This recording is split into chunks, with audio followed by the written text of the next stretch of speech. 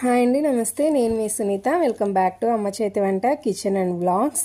ఈరోజు వీడియో వచ్చేసి సంవత్సరం పొడవునా తీపిలో తీయగా, చెడు వార్తలో చేదుగా, మమకారంలో కారంగా, పలకరింపులో పులుపుగా, వయారి వగరులో రుచి కోసం ఉప్పుతో చేసే ఈ ఉగాది పచ్చడిని తప్పకుండా అందరికీ నచ్చుతుందండి. చాలా సింపుల్గా అసలైన ఉగాది పచ్చడి అన్నమాట. ఇది మన పూర్వీకులు ఏ పద్ధతిలో అయితే చేస్తారో ఆ పద్ధతిలో చేసి చూపిస్తున్నాను అనమాట.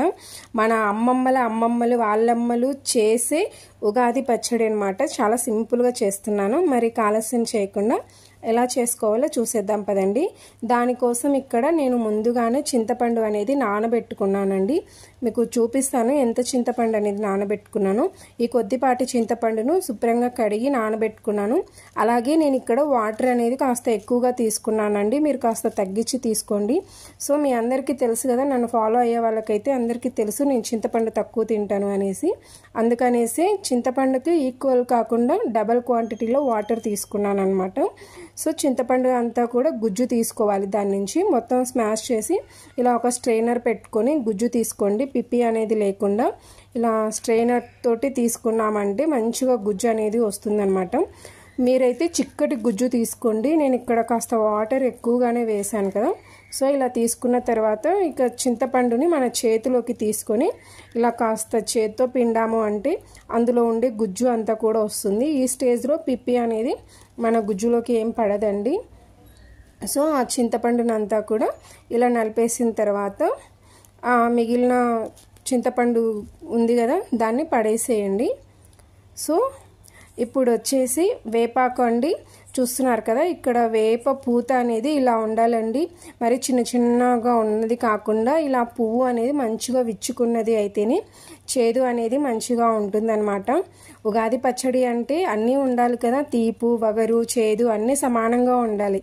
సో ఉగాది పచ్చడి అంటేనే మన జీవితంలో అన్ని సందర్భాలు జరిగే ఒక పచ్చడి. సో అందుకనేసి అన్నీ ఉండాలి కాబట్టి అన్నీ ఈక్వల్గా తీసుకోండి. తర్వాత దాని నుంచి పువ్వులను తీసుకొని ఇలా చేతితో నలిపామంటే వాటి లోపల చిన్న చిన్న గింజలాగా ఉంటుందండి. పువ్వు లోపల అవన్నీ కూడా సపరేట్ అవుతాయి. మీరు ఇక్కడ చూడొచ్చు వీడియోలో. అలా కొంచెం అరచేతిలో వేసుకొని నలిపామంటే ఆ చిన్న చిన్న గింజలు అనేది సపరేట్ అయిపోయి ఈ పువ్వు నుంచి రేకులు అనేది సపరేట్ అవుతాయి అన్నమాట. సో ఇలా తీసుకొని మన చింతపండు గుజ్జు తీసుకున్నాం కదా, దానికి తగినట్టుగా ఈ వేప పూత అనేది తీసుకోవాలి. మీరు ఇక్కడ చూడొచ్చు నా చేతిలో ఆ చిన్న చిన్న గింజల్లాగా ఉన్నవైతే కనిపిస్తాయి అన్నమాట. ఇలా రేకులు సపరేట్ అయిన తర్వాత ఈ పూతను తీసుకెళ్ళి చింతపండు గుజ్జులో వేసేసుకోండి. నేను ఇక్కడ వేప పూత అనేది కాస్త ఎక్కువగానే వేస్తున్నానండి. తర్వాత మామిడికాయ అండి. మామిడికాయ వచ్చేసి మనం ముదిరినది తీసుకోకూడదు. అలాగే పులుపు ఉంటుంది కదా బాగా, ఆ పులుపు తీసుకోకూడదండి. లేత పింజలు ఉంటాయి కదా, మీకు లేత పింజలు దొరికితే వాటిని తీసుకొని ఇలా చిన్న చిన్న ముక్కలుగా కట్ చేయండి. అందులో అయితేనే ఒగురు మంచిగా ఉంటుంది. సో లేత పింజలు తీసుకోండి. నాకు వచ్చేసి నా మామిడికాయ అయితే పుల్లగానే ఉంది. నేను మీకు చెప్తున్నాను ఏంటి అంటే వగురుగా ఉన్న లేత పింజల్ని తీసుకోండి. అప్పుడే నిజమైన ఉగాది పచ్చడిని మనం తయారు చేయగలము. తర్వాత కారం కోసం వచ్చేసి మిరియాలు వేస్తున్నాను అనమాట. మన పూర్వీకులు అయితే కారం కోసం అప్పట్లో పచ్చిమిర్చి వాడేవారు కాదంట అండి. మనకి ఈ పచ్చిమిర్చిని ఎవరో డచ్చి వారు తీసుకొచ్చి మనకి అలవాటు చేశారంట. అంతకు ముందుకైతే మన పూర్వీకులు అయితే ఈ మిరియాల పొడినే వేసేవాళ్ళంట.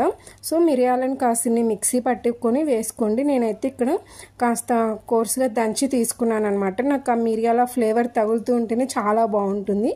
సో నేను ఎప్పుడు చేసిన పచ్చడి అనేది ఈ విధంగానే చేస్తాను కాబట్టి నాకు తగినట్టుగా ఒక చిన్న రాతితోటి దంచి ఆ మిరియాల పొడి అనేది తీసుకున్నాను. మీరు మిరియాల ప్లేస్లో కారం కావాలంటే తీసుకోవచ్చు. కాకపోతే అచ్చం ఉగాది పచ్చడి చేయాలంటే మిరియాల పొడి తీసుకోవాలి. ఇక అలాగే ఉప్పు కూడా వేసుకోండి. ఆ వీడియో క్లిప్ అనేది మిస్ అయిపోయింది. ఇక ఫైనల్గా వచ్చి అందరూ తమ తమ జీవితాలలో కోరుకునేది తీపి. ఎన్ని కష్టాలు వచ్చినా, ఎన్ని ఒడిదుడుకులు వచ్చినా, ఏం వచ్చినా సరే జీవితం మళ్ళీ సంతోషంగా మారుతుంది అని ఎదురు చూస్తూ ఉంటారు. అదే ఫైనల్గా బెల్లం అన్నమాట. సో ఆ బెల్లం అంతా కూడా వేసేసి బాగా కలపండి. ఇలా చూస్తున్నారు కదా ఎంత చక్కగా అయితే కలిసిపోయిందో. టేస్ట్ మాత్రం చాలా బాగుందండి. ఇలా అన్నీ వేసి కలుపుకోవాలండి. బెల్లం అంతా కూడా మంచిగా కరగాలి. మీరు అస్సలైన ఉగాది పచ్చడి చేయాలంటే ఈ పద్ధతిలోనే చేయాలన్నమాట. ఉప్పు వేసుకోవడం మాత్రం మర్చిపోకండి. ఆ వీడియో క్లిప్ అనేది కాస్త మిస్ అయిపోయిందనమాట. ఇక్కడ నేను టేస్ట్ చెప్తున్నాను. అసలు ఆ టేస్ట్ అయితే మొత్తం నేనే తినేసాను. మా చిన్నమ్మాయి అయితే తినలేదు. మా పెద్దమ్మాయి స్కూల్ నుంచి వచ్చిన తర్వాత గ్లాస్కు పోసుకొని తాగేసింది. ఎట్లా ఉందమ్మా అని అడిగితే చాలా బాగుంది మమ్మీ, కానీ మామిడికాయ పుల్లగా ఉంది, ఆ మామిడికాయలు చెల్లికి పెట్టానని చెప్పింది. తను గ్లాస్ తోటి మొత్తము గ్లాస్లోకి వంచుకొని తాగిందనమాట. సో పిల్లలు కూడా చాలా బాగా ఇష్టంగా తాగుతారు. ఈసారి మీ ఇంట్లో ఈ ఉగాదికి ఈ విధంగా ట్రై చేయండి.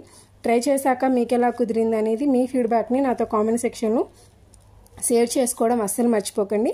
అలాగే వీడియో నచ్చితే ప్లీజ్ లైక్ చేయండి. మీ ఫ్రెండ్స్ అండ్ రిలేటివ్స్కి షేర్ చేయండి. మరిన్ని ఇలాంటి మంచి వీడియోస్ కోసం మన ఛానల్ని సబ్స్క్రైబ్ చేసుకోండి. Thanks for watching.